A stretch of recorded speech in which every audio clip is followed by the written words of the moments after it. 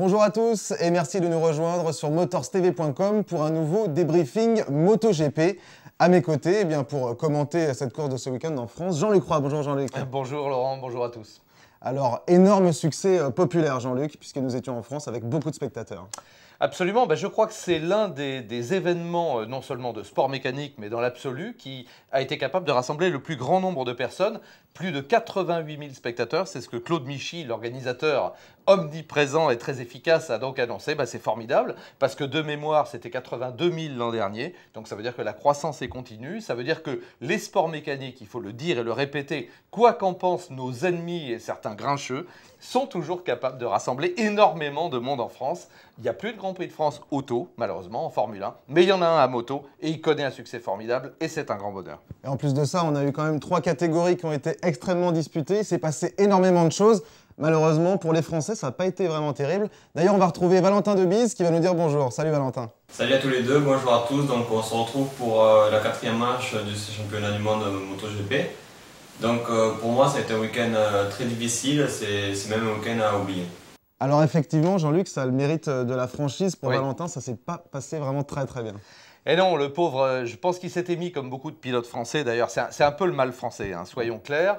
On ne va pas tous leur taper sur la tête, notamment Johan Zarco qui a fait une belle remontée, mais malheureusement, là où le public, la présence du public, malgré tout, quoi qu'on en dise, la connaissance du circuit, enfin Le Mans, c'est un circuit que les Français sont supposés connaître mieux que les adversaires étrangers, eh bien malheureusement, trop de pression, des erreurs, je n'en sais rien. En tout cas, ça n'est pas le résultat qu'on attend et on aimerait que les pilotes français soient capables de se sublimer dans leur pays. Bon, ça a été le cas parfois dans le passé, mais là, on peut dire que ça n'était pas le cas et malheureusement pas le cas pour Valentin, qui le reconnaît honnêtement et il a raison. Justement, on va le retrouver sur les essais qualificatifs et va nous expliquer un petit peu comment ça s'est passé. J'ai eu des essais assez compliqués parce que j'ai eu des problèmes mécaniques, donc un problème d'embrayage le vendredi, un problème de shifter le samedi matin. Après, on s'est un peu perdu dans les réglages avec mon équipe, en même temps j'ai chuté 2 fois. Donc tout s'est mal enchaîné, j'ai pas eu trop de chance. Quand la moto fonctionnait à peu près, j'ai fait des bêtises, donc voilà, j'étais un peu perturbé par ça. J'ai essayé de bien me concentrer pour faire une belle course dimanche. Et donc voilà quoi, samedi soir c'était une soirée assez difficile pour moi. Alors là encore une fois Jean-Luc, clairement, il est honnête, il est honnête et même peut-être un peu trop honnête. Et c'est vrai que ça a été week-end catastrophe dès les qualifs. Alors déjà, si tu me permets, on n'est jamais trop honnête. Bon, des fois, il ne faut pas tout dire, mais disons que là, Valentin, il reconnaît honnêtement qu'il était perdu, perdu dans les réglages. Alors bon, on ne sait jamais, on sait que le Moto2, c'est une catégorie où justement les éléments mécaniques et notamment le moteur sont tellement proches les uns des autres. Moteur et pneus, on rappelle, c'est pareil, on joue sur le châssis et les réglages. Et le pilotage, naturellement. Et là, bon, Valentin, on sait qu'il a du talent. De toute façon, il est encore très jeune, faut-il le rappeler à chaque fois. Il a que 19 ans. Et il a besoin d'apprendre. Et là, dans une situation difficile, une situation compliquée, malheureusement, il n'a peut-être pas la capacité technique avec son équipe, puisqu'on est associé, à développer la machine. Il n'est pas serein. Il se met beaucoup de pression. C'est vrai qu'un pilote français, chez lui, il est happé, entre guillemets, par peut-être ses parents, ses amis, ses copains, ses annonceurs, etc. Il a beaucoup de pression. Et là, il faut beaucoup de métier, c'est le cas de le dire, et beaucoup de force mentale pour être capable de s'isoler. Quand on est sur la machine, quand on travaille sur la machine, on oublie tout le reste, que ce soit le Grand Prix de France au Mans ou bien à Pétaouchnok. Le résultat est le même, il faut tirer le meilleur de la machine et avec honnêteté, et moi je lui en sais gré, Valentin dit là j'étais pas dans le coup, voilà, c'est la vie. Oui, d'autant plus que toutes les motos sont exactement similaires en Moto 2, donc c'est vraiment sur le petit réglage que ça va se jouer. Châssis quand même, il y a quand même 3-4 châssis qui se dégagent maintenant, et bon alors après savoir quel est le meilleur, encore une fois, mais tu le sais aussi bien que moi, on fait de la moto tous les deux, à moto il y a un feeling, il y a une confiance peut-être un petit peu différente, malgré tout, j'ose le dire, de l'automobile, que je connais très bien aussi. Et je pense que la moto, il y a vraiment un aspect, j'allais presque dire, affectif. Et on voit, tiens, Valentino Rossi, ça me vient comme ça. Valentino Rossi, tu as vu à quelle manœuvre il se livre à chaque fois avant de monter sur la moto? Certes, c'est un cérémonial, il se met à genoux, il prend la moto et quelque part, il lui dit « aide-moi ». Quelque part, il lui dit « sois avec moi ». Bon, il y a une relation très particulière. Il y a une relation très particulière. Donc on va justement retrouver Valentin, toujours en Moto 2, qui cette fois-ci revient sur sa course. À toi Valentin. Donc ma course, malgré des qualifs assez difficiles, j'étais quand même resté très motivé parce que c'est quand même le Grand Prix de France, le Grand Prix à la maison. Donc j'ai pris un départ normal, je suis resté sur ma position. Dans le premier tour, j'ai doublé 5 pilotes. donc c'était plutôt positif. Après, on avait essayé des réglages quand même différents par rapport au qualif pour essayer de trouver une nouvelle solution technique. Ça s'est plutôt pas mal déroulé, j'ai amélioré 5 dixièmes. Malgré tout, je reste assez loin des chronos, très déçu de ma position. Parce que je me suis accroché à un groupe, mais malheureusement, je n'ai pas réussi à les suivre plus de 10 tours. Quand les pneus ont commencé à s'user, ma moto elle a commencé à être très agressive sur l'accélération. Donc c'était une course très compliquée pour moi, très dure physiquement et qui a été super longue. Alors là encore, Valentin, même si par rapport à sa position sur la grille de départ, il a gagné des places, ça reste un résultat vraiment moyen. Oui, on ne peut qu'être déçu. Là, je crois que c'est pareil. On n'a pas l'habitude, jamais sur Motors TV et motorstv.com, d'avoir la langue de bois. Valentin ne l'a pas. Bon, il n'était pas dans le coup. C'est un week-end sans, un week-end à oublier. Mal qualifié. Alors, on peut se dire, je prends un super départ, je ramarre un bon wagon. Eh bien non. En course, il est très clairement en dedans. J'allais dire, le seul point positif peut-être, c'est qu'il a appris. Il a besoin de faire des tours pour apprendre, pour comprendre un petit peu mieux le fonctionnement de la machine. Il a appris cette piste du Mans. Et il ne s'est pas mis par terre, il ne s'est pas blessé.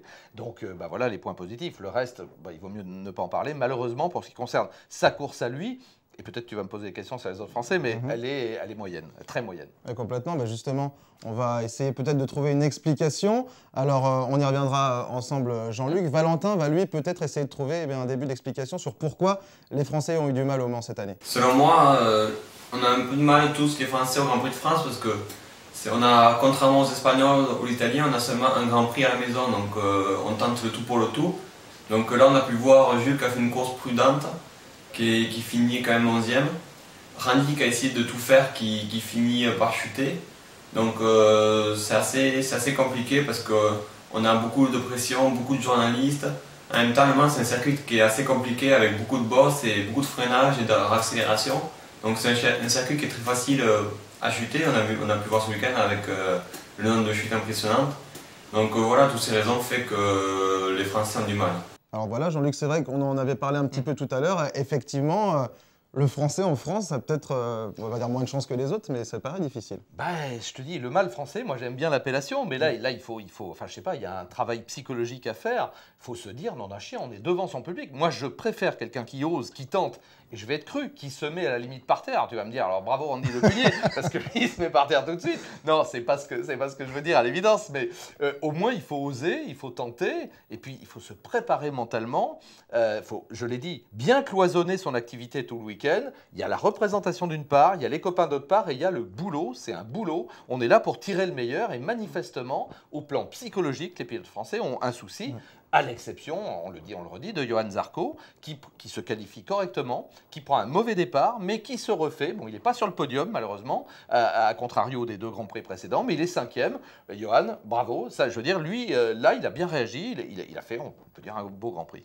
Alors, on n'a pas encore beaucoup parlé du MotoGP, qui est quand même la catégorie reine, parce que là, il s'en est passé des choses. Alors, on va peut-être commencer avec une superbe victoire de Kazestoner, qui a terminé avec 14 secondes d'avance sur tout le monde. Il y a aussi un fait de course qui prête un petit peu à confusion, c'est entre Pedrosa et Simoncelli. Qu'est-ce qu'on peut en dire de ça, Jean-Luc? Alors écoute, si tu veux, juste un mot pour parler de Cluzel, parce qu'en Moto 2, finalement, on n'a pas dit un mot. Moi, j'ai été déçu qu'il se laisse glisser, lui aussi. À un moment, il est 8. Bon, le train devant, il ne le ramarre pas, il finit 11. C'est moyen, d'ailleurs il était déçu. Et puis Mike Di Meglio qui tombe malheureusement. Bon, on revient à ta question. Alors écoute, déjà, belle victoire de Stoner, c'est l'homme fort du championnat. Maintenant, il faut qu'il se calme, ce garçon. On va peut-être parler de l'incident avec Randy tout à l'heure lors du warm-up.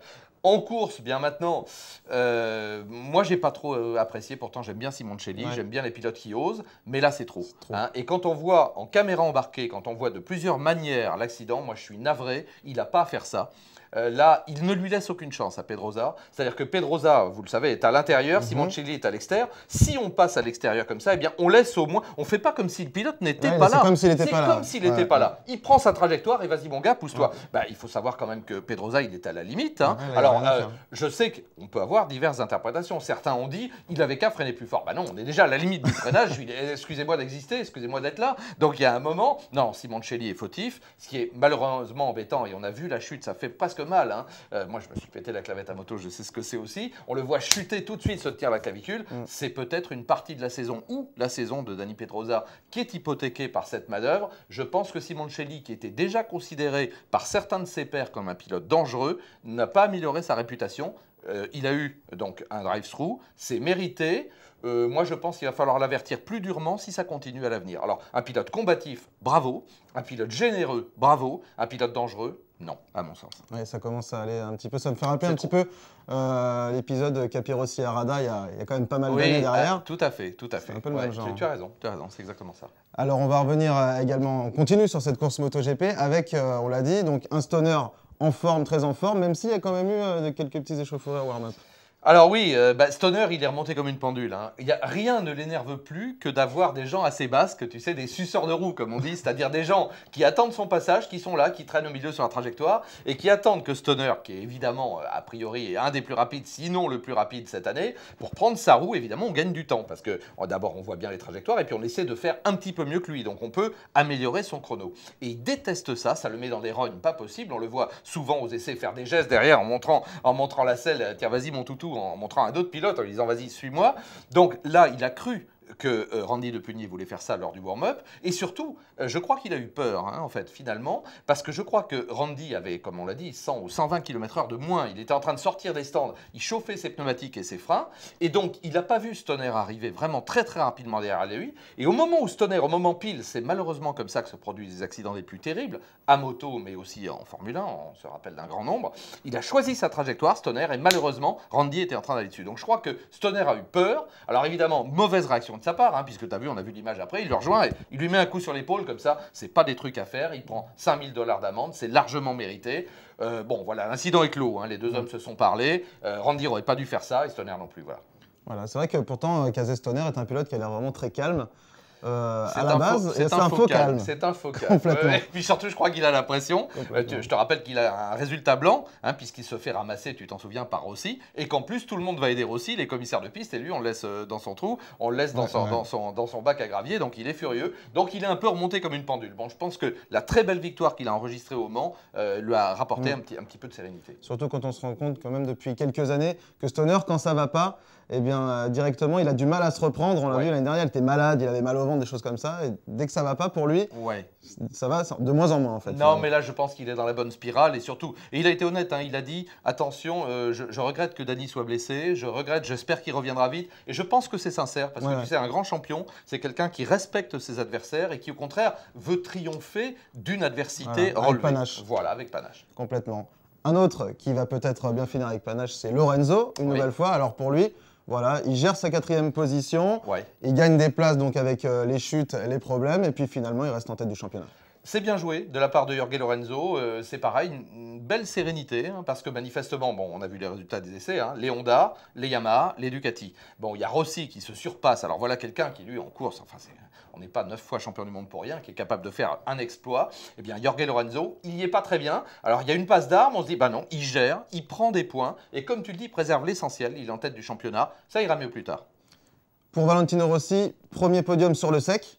Donc là, c'est vrai que c'est plutôt de bon augure pour la suite du championnat pour lui et pour Ducati. On connaît évidemment le talent de metteur en point de Valentino. Hein. Là, moi, je ne dirais pas, je fais le parallèle un peu avec Schumacher, mais il est inapproprié parce que Valentino, lui, ne s'est jamais arrêté, bien évidemment. Il a choisi le très gros défi de triompher, de décrocher au moins un titre de champion du monde avec une marque italienne. Lui, pilote italien, c'est un challenge formidable. C'est un Italien chez Ferrari pour faire le parallèle avec la F1, donc c'est un truc extraordinaire. Je ne dirais pas qu'il est en train de le gagner, c'est un peu trop tôt, mais là, manifestement, il a amélioré le comportement de la Ducati et lui, c'est mieux l'utiliser. Maintenant, il faudrait que ça profite à d'autres, tu vois ce que je veux dire, notamment à un certain pilote français, ce serait formidable. Et puis Dovizioso aussi, on peut en parler parce que beau podium, une belle course. Oui, là, il se dépouille bien, juste à la fin. Bon, il reprend ce podium, il veut y aller, manifestement, il en a très envie. Dovizioso, un pilote un peu sous-estimé, peut-être pour le moment, mais bon, il est là, cette année, il doit démontrer des qualités. Et surtout, peut-être avec l'absence de Pedrosa pendant certains Grands Prix, il doit montrer que c'est un, je ne vais pas oser dire un vrai numéro 2 par rapport à Stoner, mais quelqu'un capable d'occuper des places sur le podium. Et on revient donc sur le mal français, entre guillemets, avec Randy de Pugny, une catastrophe encore une fois avec chute dès le premier tour. Ah, ça fait mal au cœur. Écoute, là je peux pas te dire mieux, ça fait vraiment mal au cœur parce que Randy, c'est un pilote qu'on apprécie énormément. On croyait que certains de ses vieux démons, il les avait oubliés l'an dernier. On rappelle qu'Yves de Maria, évidemment, je vais pas dire que c'est à cause de ça, mais était là et au plan psychologique, je crois qu'il l'a aidé beaucoup. Il l'a aidé là aussi à mûrir mentalement. Et là, on a l'impression, c'est pas que de sa faute, hein, parce qu'il y a des chutes qui n'étaient pas que de sa faute, mais enfin, il est reparti reparti dans ses vieux démons. Et malheureusement, ce Grand Prix de France en a été l'illustration. Eh bien, prochain Grand Prix donc à Catalunya Oui. dans 3 semaines. Oui. Qu'est-ce qu'on peut espérer pour ça, Jean-Luc? On peut espérer déjà de belles bagarres, que ce soit plus ouvert que jamais en MotoGP, c'est-à-dire que les Yamaha et les Ducati progressent et se rapprochent des Honda, de manière à avoir une grille peut-être un peu plus mélangée au départ, pas les Honda, les Yam et les Ducati, que Randy profite de cette avancée de la Ducati, ça c'est pour le MotoGP. En Moto 2, eh bien, Cluzel, pourquoi pas sur un podium, et puis les autres pilotes français, dont Valentin, bien sûr, dans les points. Et puis on peut espérer en 125, un Zarco sur le podium, et puis à nouveau un Louis Rossi dans les points. Voilà. Très bien, merci Jean-Luc. Donc dans 3 semaines, c'est Catalunya. On se retrouvera le mardi juste après pour un nouveau débriefing MotoGP sur motorstv.com. Salut à tous. Salut à tous.